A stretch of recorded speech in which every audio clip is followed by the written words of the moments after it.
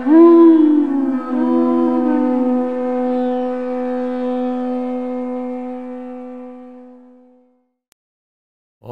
Namo Bhagavate Vasudevaya.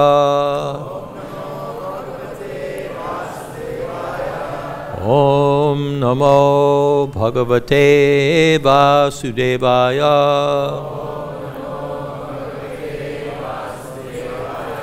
Om Namo Bhagavate Vasudevaya.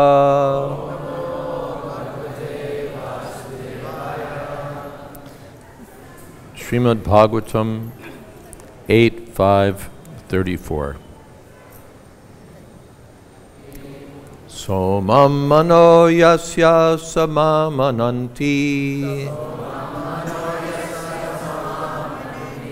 devauka samyo balamanta ayuhu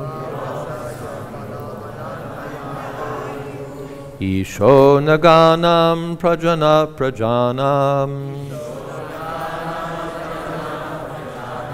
prasidatam na samahavibhutihi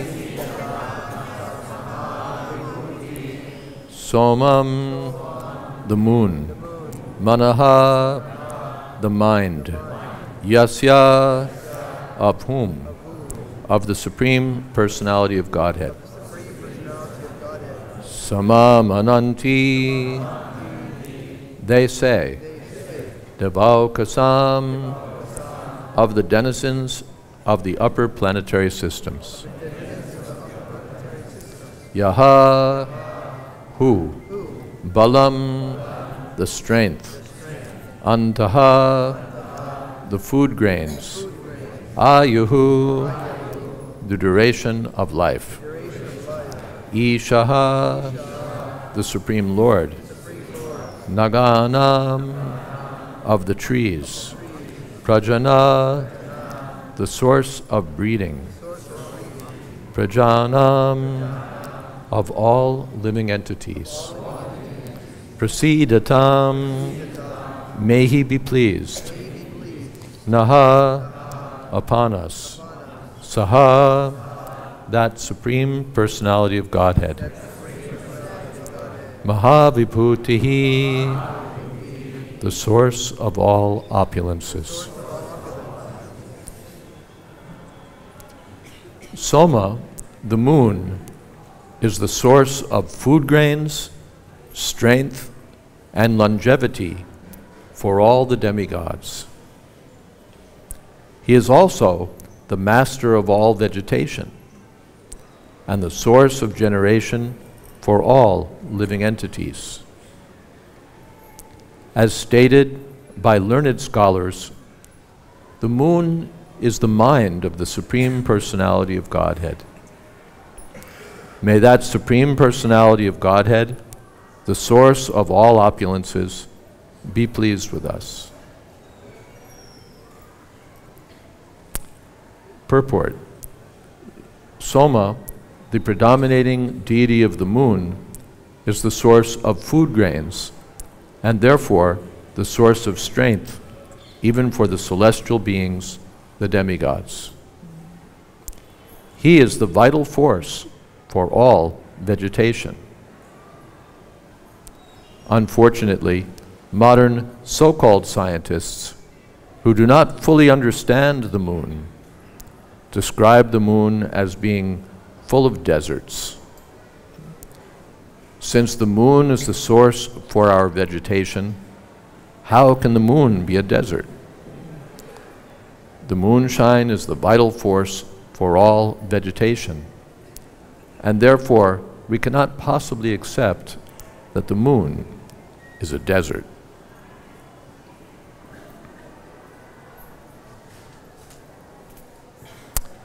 Om Jnana Timidandasya Gyananjana Shalakaya Chakshurn Militam Jena Tasmai Shri Gurave Namaha Shri Chaitanya Manobhistam Stapitam Jena Bhutale Swayam Rupakada Mahyam Tathati Shapadantikam Bande Hang Shri Guru Shri Jata Padakamalang Shri Gurun Vaishnavamscha Shri Rupam Shagrajatam Shahagana Raganathan Vitam Stam Sajivam Sadvaitam Savadhutam Parijana Sahitam Krishna Chaitanya Devam Shri Radha Krishna Padan Shahagana Lalita Sri Vishakhan Vitamscha He Krishna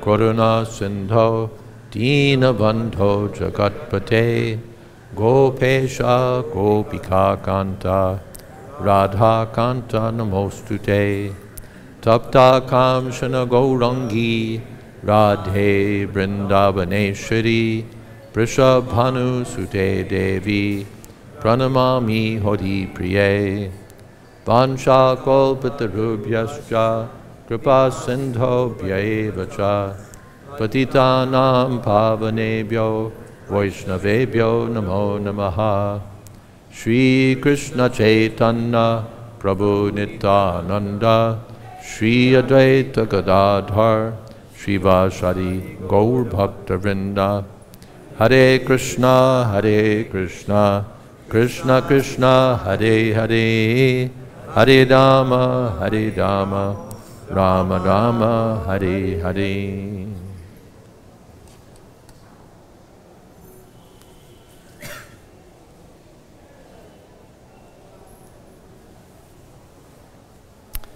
Somam mano yasya samamananti devokasam yo balamandha ayuhu isho naganam prajana prajanam prasidatam na samahavibhuti.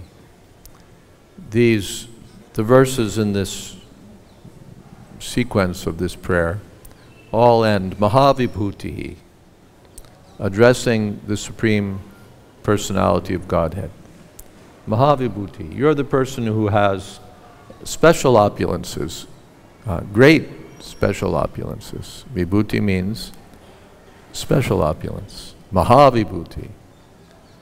You have all opulences. Aishvarasya, Samagrasya, Viryasya. All opulences there in the personality of Godhead. And they're being described, or some of them are being described. Pradhanyata Kurushreshta Nastyanto Vristarasya Me.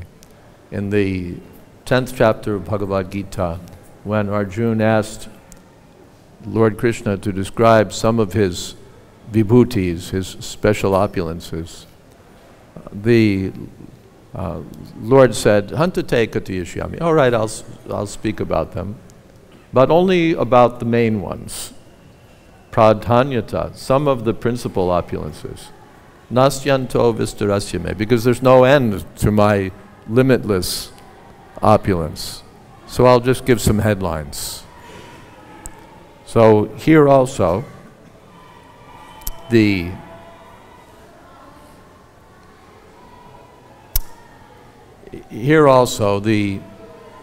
various features of the Lord in terms of the material energy are being described.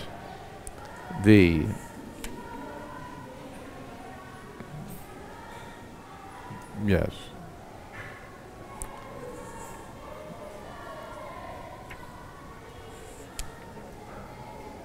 We've lost it. Yeah, there we go. So, water is manifestation of you. The entire material creation rests on your lotus feet. Tomorrow we'll find fire is also you. So whatever is great. Yad yad vibhutimat sattvam shri madurjitameva va. Tat tadeva avagachatvam. Mama tejam sasambhava.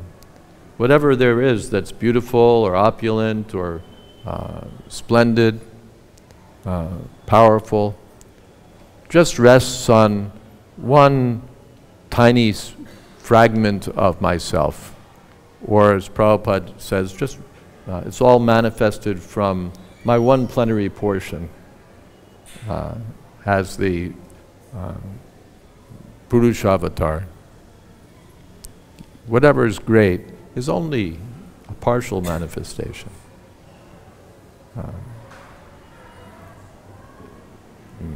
What is that? Atava bahunaitena kim gatena tavarjana vistabhyaham idam krishnam ekang shena stratodrika. The whole universe, Krishna, what is there to say? I've described so many opulences of mine, but what is there to say? By just my one plenary portion, everything is resting on that, the whole cosmic manifestation. So Mahavibhuti, there's no limit to the wonderful opulences of the Supreme Personality of Godhead. Now we come to the moon. In the material world, the moon is certainly great. Poets have been writing about it since time immemorial, and men have desired to go there by mechanical means or by pious activities.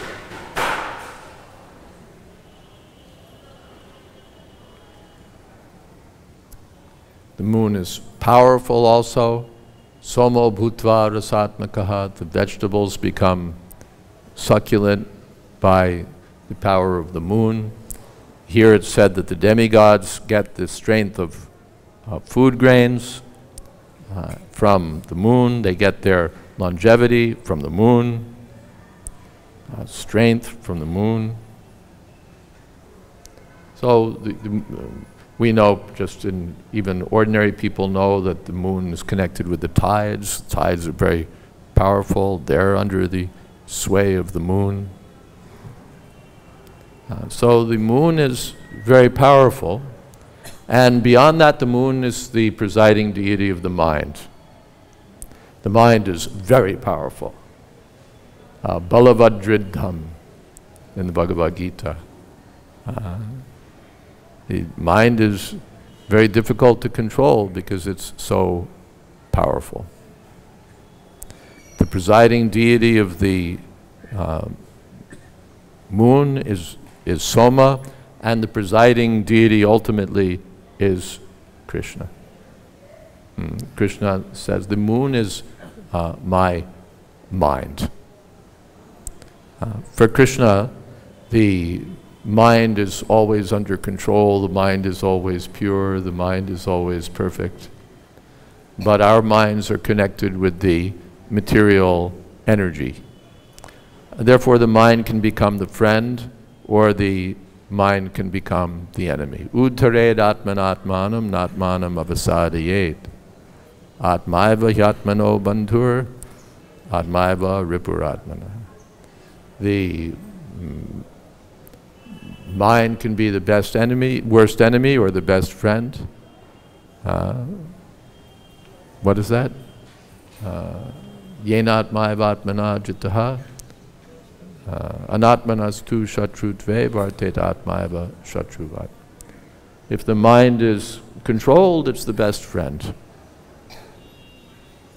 If the mind is controlled, it's the best friend. And if uncontrolled, worst enemy. Then the mind will think of all rubbish. The mind will go from here to there, from here to there, from here to there. Pramati balavad dridham. It's very stubborn, but also chanchala himana Krishna. Fickle, fickle, fickle. Yes, yes, yes. No, no, no, no. Yes, maybe America, no. Europe, no. South America, no. The Himalayas. The mind is so troublesome. Therefore, savaya mana Krishna padara vindaya. The mind should be fixed at the lotus feet of Krishna. For all of these senses, mind is one of the senses. Indriyanam manaschasmi. Among the senses, Krishna says, I'm the mind. So the mind is the center of all the senses. And if the mind is controlled, when the mind is controlled, all the other senses can be controlled. The ultimate presiding deity of all the senses is Krishna. The presiding deity of sight is the sun. And finally, the sun is a representation of Krishna. For the mind, it's the moon. For water, it's Varuna. All of these are manifestations of Varuno Yadasamaham.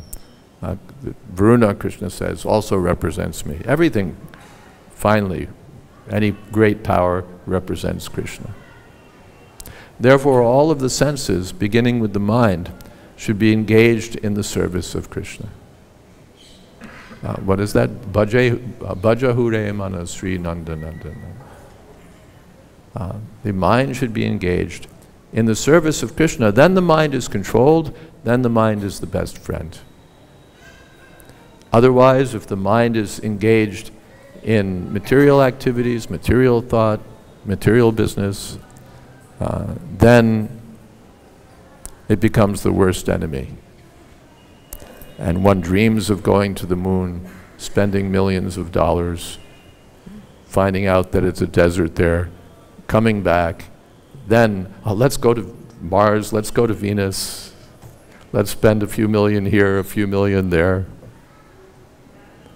Pramati, what is that? Crazy. The mind is described also as crazy, mad. Therefore we have our lunatic, from luna, the Latin for the moon. When the mind is fixed on Krishna, the mind is sane. This is one of the 26 qualities of devotees. We used to recite these 26 qualities sometimes, and we would always chuckle when we got to this one, the sane. Maybe now we appreciate it a lot more. A devotee is sane.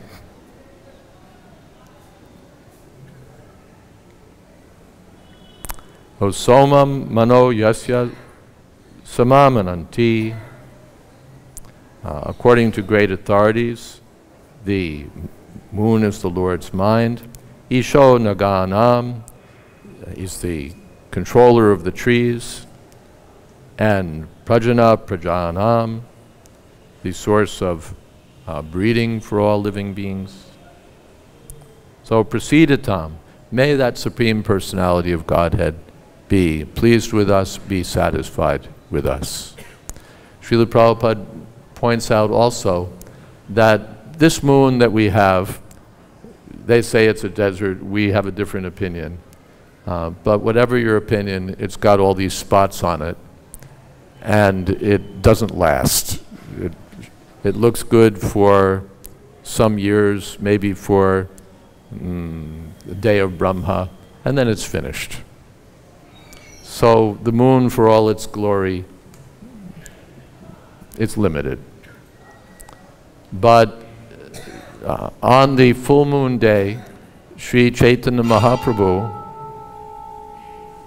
appeared as Gaudhari.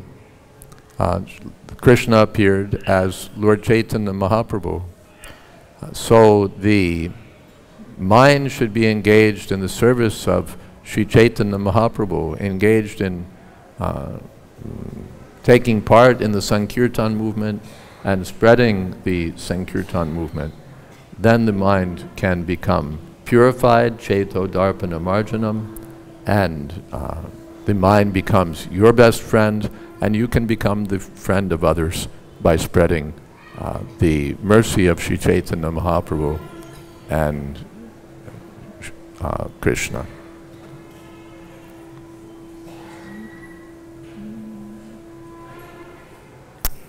And we'll leave some time for questions. Yeah, we'll leave a lot of time for questions. Yes, Badrinarayan Maharaj. Hold on 1 second, we'll give you a microphone. It's the least we can give you. I know, but they have a better one here.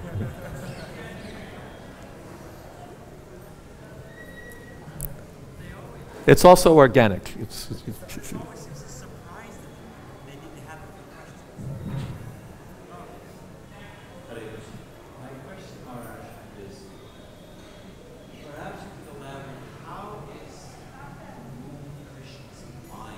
How is the moon Krishna's mind? Here it says the moon is my mind. What does this mean? The moon is my mind. We can take this in the larger context. Starting from the second canto, the universal form is described. He's briefly mentioned for one verse in first canto. But then the universal form is described. The mountains are my bones. The birds are my voice. The lower planets are my feet and legs. The middle planets are my waist. Upper planets are my head. The clouds are the hair on my head. All of the entire universal form is described this way. The sun is, in the Bhagavad-Gita, the sun is one eye, the moon is another eye. So yes. So all of the different parts of the body of the Lord are described in terms of the material energy. Because we want to think of Krishna. In the 10th chapter, Keshu Keshu Chabhaveshu Chintyosi Bhagavan Maya.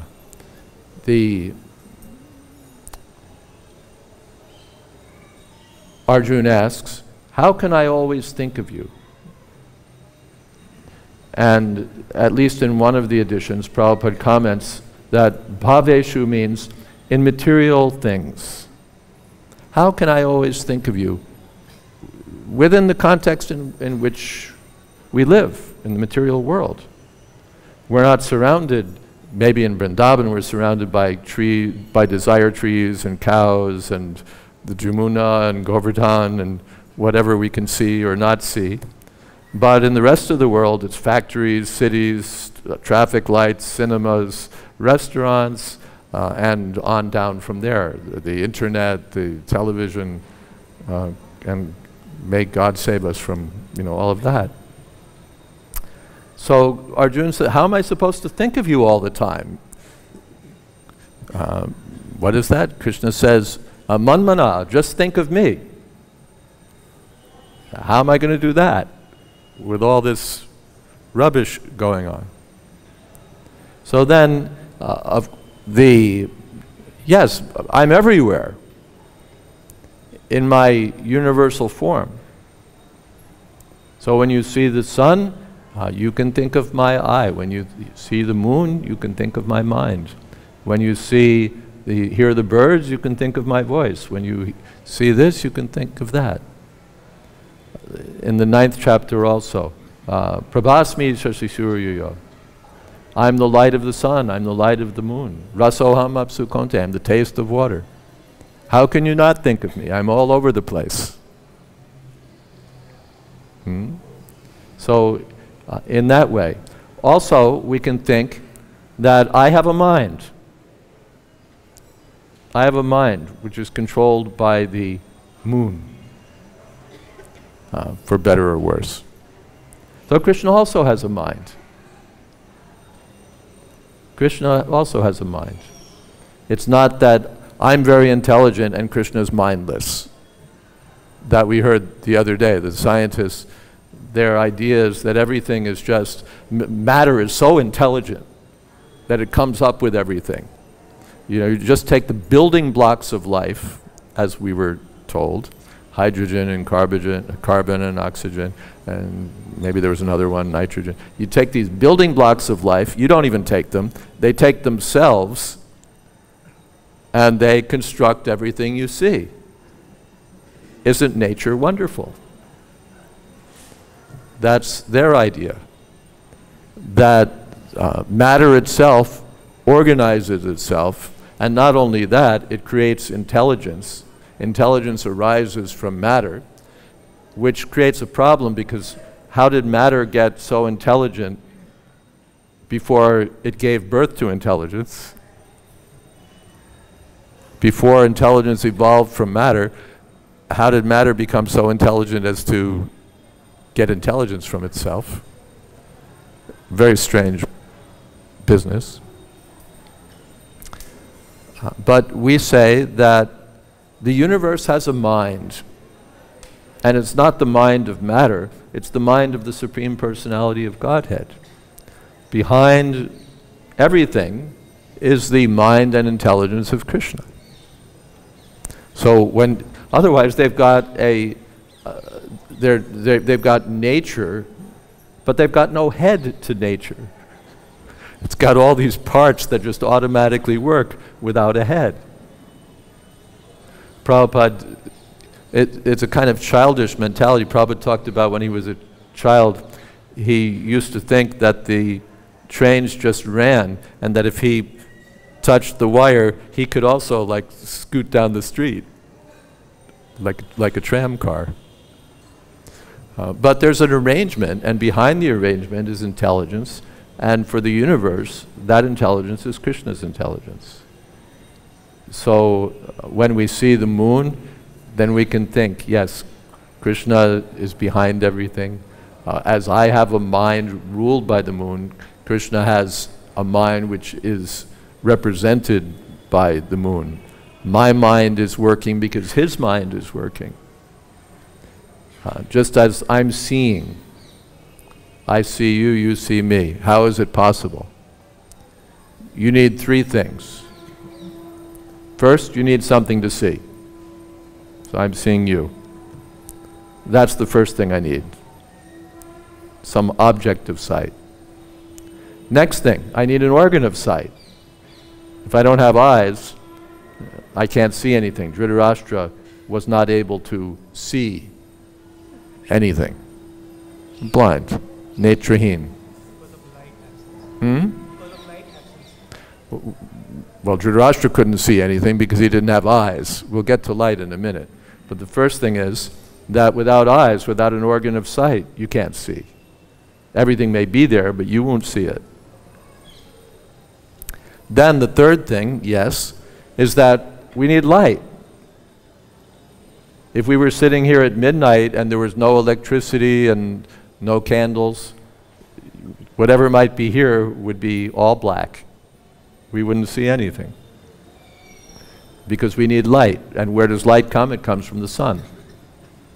Even your electricity comes from petrochemicals, which come from carbon, blah, blah, which come from the sun. So we're dependent, so vision depends on something to see it with, an eye, and then light, ultimately from the sun. And therefore the arrangement of the presiding deity, the sun god. And behind the sun, Krishna. So it is for all the senses.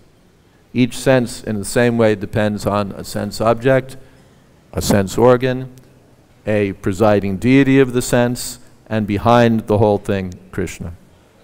So that's how it is for the mind also. Behind our, therefore it's said that we can see because Krishna sees. If Krishna doesn't see, what is his eye?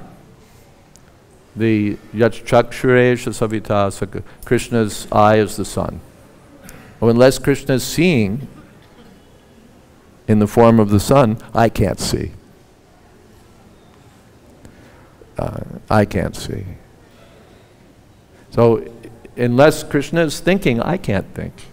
Unless Krishna's mind is working, I wouldn't be able to have mentation. Is that okay? Thank you. Hare Krishna. Hari Shari Prabhu. Microphone. This is bhakti. We share the microphone.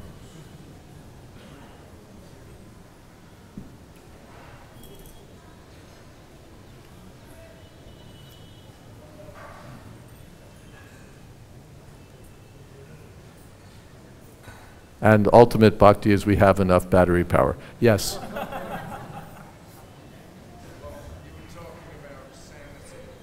Talking about? Sanity, yes. I'm repeating what Hari Shari Prabhu was saying. He said, I've talked about sanity. In early September 1976, Prabhupada came here to Vrindavan. After a few days, he met with Jagadish Prabhu. who was trying to develop the school. So there was some discussion about various aspects. There was some discussion about various aspects of the school. And then at the end of the conversation, At the end of the conversation, Jayadvaita said the biggest problem is finding somebody who's sane enough to be a teacher. the biggest problem is finding Someone who's sane enough. finding someone sane enough to be a teacher. So Prabhupada kind of pulled them back, scowled. Prabhupada scowled and He said, you just take it for granted there are no sane people. Prabhupada said, you just take it for granted there are no sane people. You have to make them sane. Yes, Maharaj. Prabhupada's on a morning walk in Germany with a big professor. Prabhupada was on a morning walk in Germany with a big professor. The professor's field was psychology. The professor, His field was his field was psychology. Prabhupada said, I have traveled all over the world. I have studied the matter very carefully. Prabhupada said, I've traveled all over the world, I've studied the matter very carefully, And I have concluded and I've concluded that everyone is more or less crazy. that everyone is more or less crazy. And the professor, he's about Prabhupada's age. And he just busts out laughing. And he says, me too. The professor was about Prabhupada's age and he burst out laughing and said, me too, me too.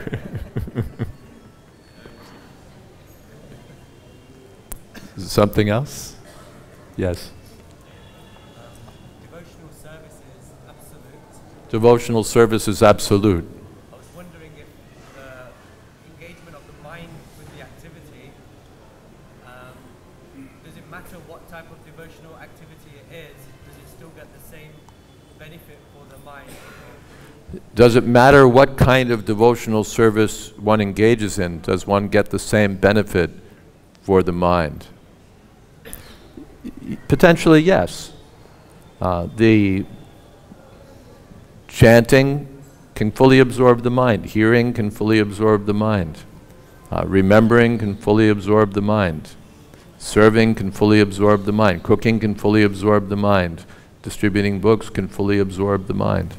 Any of the activities of devotional service can fully absorb the mind, if we're willing. And most effectively, hearing and chanting. Because if I don't hear and chant, what will I remember? I want to become, suppose, the friend, Sakyam, or Atmanivedanam, surrender myself. But if I don't hear and chant, it will be very difficult. Therefore, Sri Chaitanya Mahaprabhu said that after getting the seed of devotional service, watering by hearing and chanting. So and Jiva Goswami says everything should have hearing and chanting with it. Any function that we may perform should have kirtan before, kirtan after. Thank you. Another question?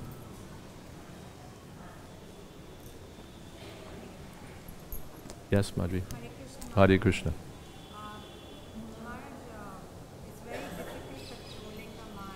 It's very difficult controlling the mind. Confirmed by Arjuna. Yes. And if we stay at a certain place where our mind is agitated because of others, If we stay at a certain place where our mind is agitated because of others, our consciousness gets disturbed. our consciousness gets disturbed. So we must leave that place and go to. Yes, we must leave that place so that our mind can be disturbed elsewhere by different others.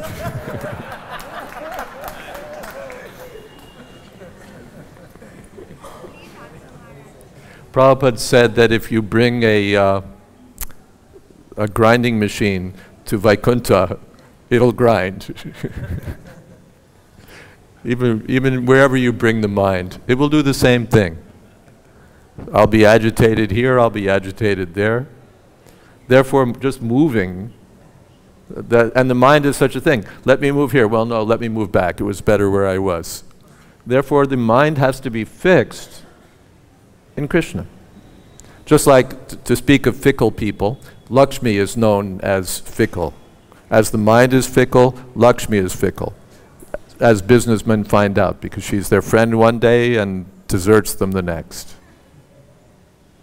But Lakshmi is fixed at the lotus feet of Narayan.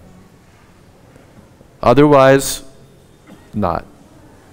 And the mind is fixed at the lotus feet of Krishna. If you put it at the lotus feet of Krishna, it'll be in the right place. If you put it anywhere else, the same problem will be there, whether you go to Bombay or Vrindavan or the moon.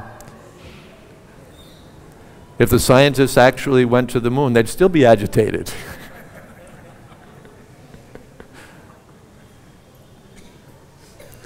There was some discussion, serious discussion, about sex in outer space. They're going to send men and women up into outer space, and so that's what they'll do. They'll go to the moon and they'll think of sex. What is the use?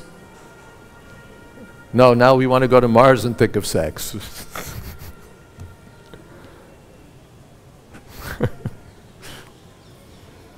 Something else.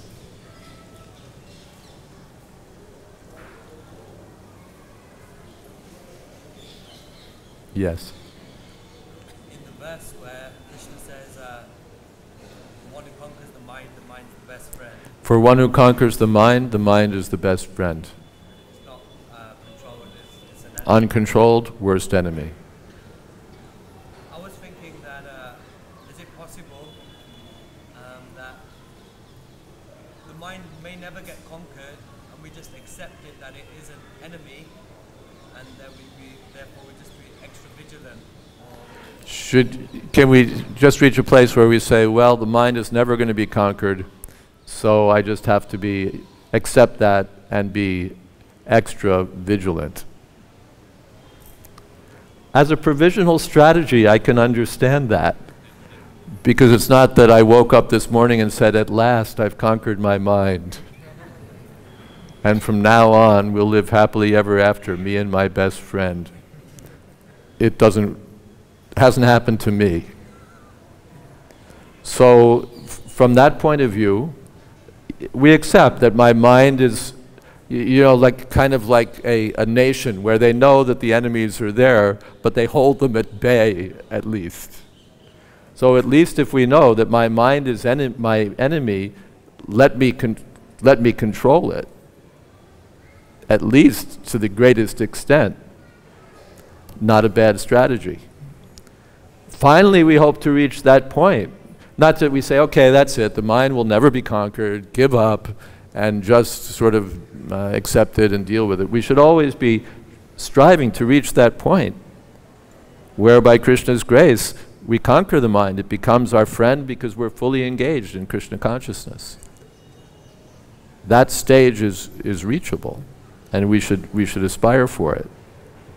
But we should never be confident, now the mind is my friend, so whatever it tells me must be the truth, reliable, friendly. The mind should be watched carefully, always suspect. What is that?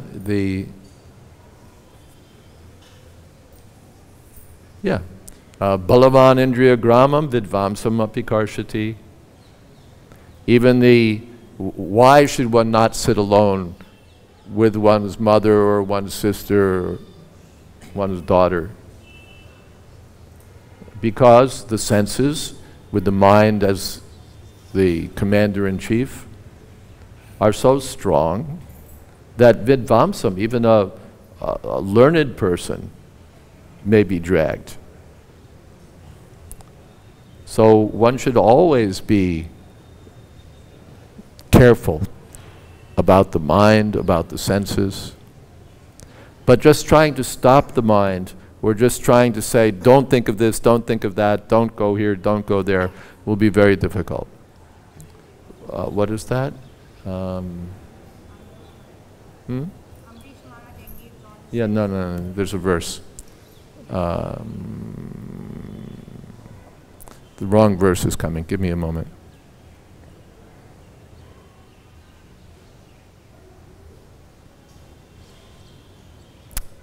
Someone will have to help me out. Bhajavasudevam. What's the first line? I'm getting an interference signal from a different verse. The meaning is that for the Mayavadis who try to stop the mind, the business is very difficult. How do you stop the mind?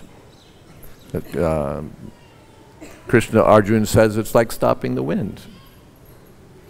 Vayur eva sudushkaram. So the Mayavadi program of just trying to stop the mind, or the Buddhist program of just trying to make the mind quiet and still, is doomed. But if one, Sanat Kumar speaks this verse, I think, 4th canto. But if one fixes the mind on the lotus petal feet of Krishna, then the waves of material desire, the waves of all this stuff in the mind are taken care of. Is that okay? There's a note. Somebody put a note. A note. When we introspect, the mind is very abominable. Should we fight with the mind or beg to Krishna to do the needful? Finally,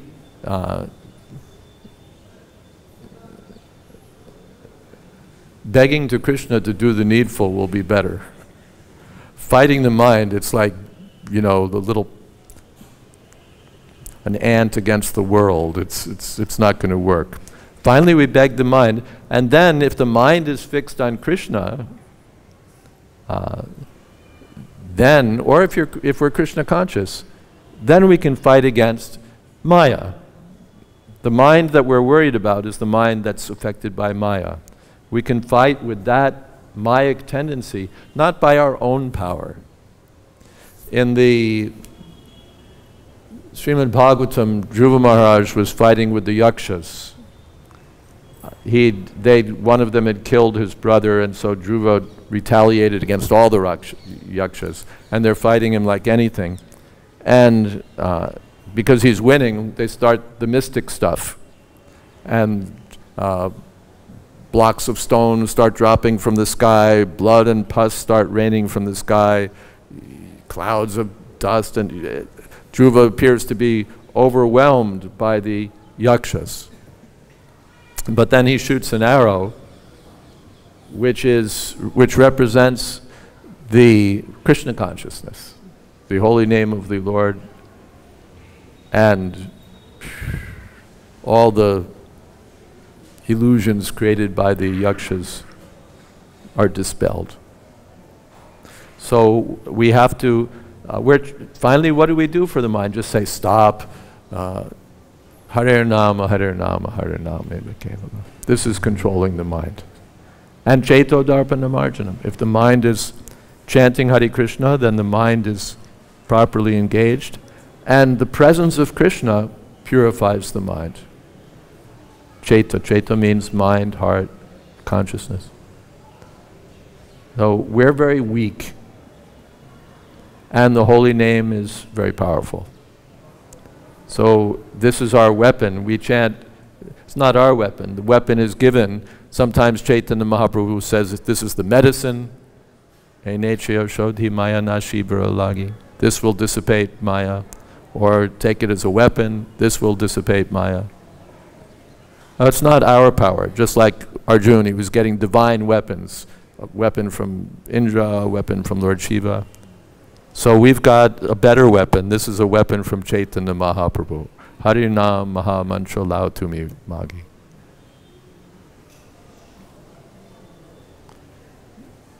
There was another, yes. In Shastra you can find description of Pancha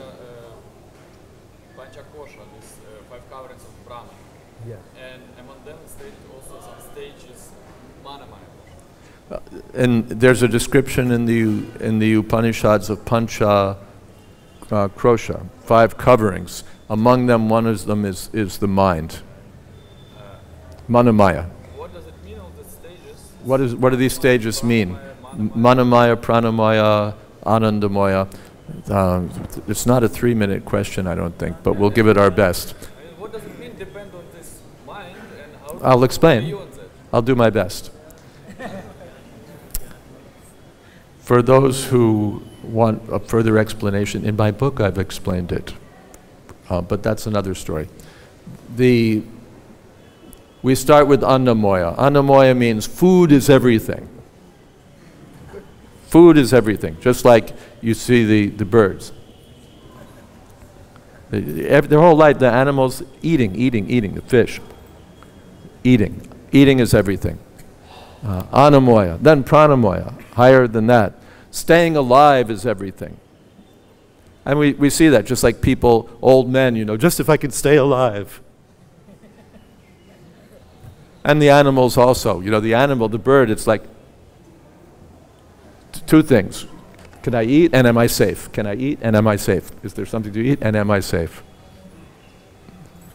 So food is everything, staying alive is everything. Just if I can keep life in my body. That's all I want. May I live to be, even the fools, may my body be preserved so that after death science may find a cure and revive me. May I live forever. A pranamoya. Then, and this is the business of the animals. Then manamoya. Manamoya means mental speculation, thinking. Thinking is everything. The intellectual life is what makes us human. They're absorbed in study, absorbed in thought, absorbed in philosophical pros and cons. This is manamoya. Absorbed in the mind. Then Gyanamoya, actually mind and Gyanamoya, intelligence, closely linked to mind and intelligence. Again, philosophy, and finally Gyanamoya really means spiritual realization. Or Vigyanmoya. Vigyanmoya really means spiritual realization. When I understand that I'm not this body, that I'm spirit soul, finally that I'm servant of Krishna, Vigyanmoya. That's like the 3-minute version. Does that clarify it? After some living being passes that stage of elevation to Krishna consciousness, he not give up his subtle body, his mind stay with him. When he becomes Krishna conscious, he doesn't give up his subtle body.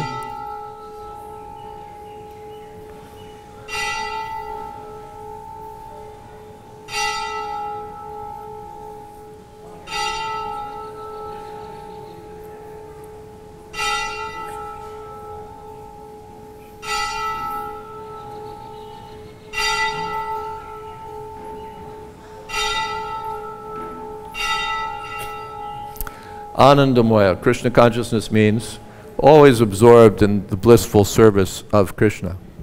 At that stage, he surpassed all the previous stages, but it's all included. He still eats, but he eats Krishna prasadam. He's still interested in life, but his life is dedicated to Krishna. He's still thinking, but he's thinking about Krishna. He still has philosophy, but his philosophy is Srimad Bhagavatam. He still has Vigyan, I'm not this body, but he knows it doesn't mean I'm spirit soul, therefore I'm everything, I'm identical with the Absolute, it all ends with me. So when he gets to Anandamoya, he's surpassed all the lower stages, and everything else still works, but it works properly in relationship with Krishna. Thank you all very much. Hare Krishna, all glories to Krishna.